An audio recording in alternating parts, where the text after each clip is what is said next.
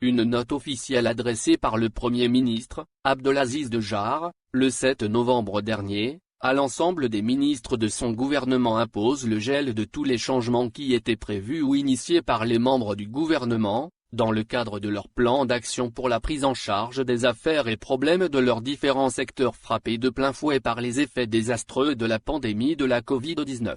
Cette note officielle annule et réclame le gel de toutes les décisions de changement des directeurs centraux ou managers au sein des institutions étatiques ainsi que des entreprises publiques.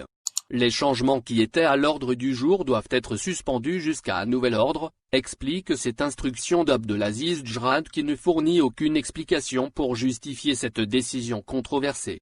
Mais selon plusieurs sources gouvernementales, cette instruction signifie tout bonnement que plus aucun membre du gouvernement n'a le droit de prendre la moindre initiative en l'absence du président de la République, Abdelmadjid Tebboune, hospitalisé à l'étranger depuis le 28 octobre dernier à la suite d'une sévère infection à la Covid-19.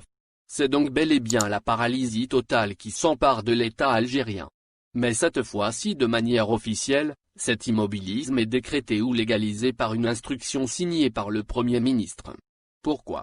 Parce que le gouvernement présidé par Djara n'a plus aucune légitimité tant que ses actions ne sont pas encadrées et suivies par le palais présidentiel d'El Mouradia, dont le locataire n'est plus capable d'assumer ses fonctions présidentielles en raison de la détérioration de son état de santé.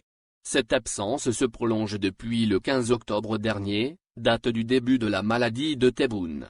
Pour l'heure, aucune échéance n'a été avancée pour annoncer le retour de Tebboune à El Mouradia et les dernières informations que nous avons pu obtenir sur son état de santé indiquent une incapacité motrice qui l'empêcherait pour le moment de retrouver l'intégralité de ses aptitudes physiques et mentales.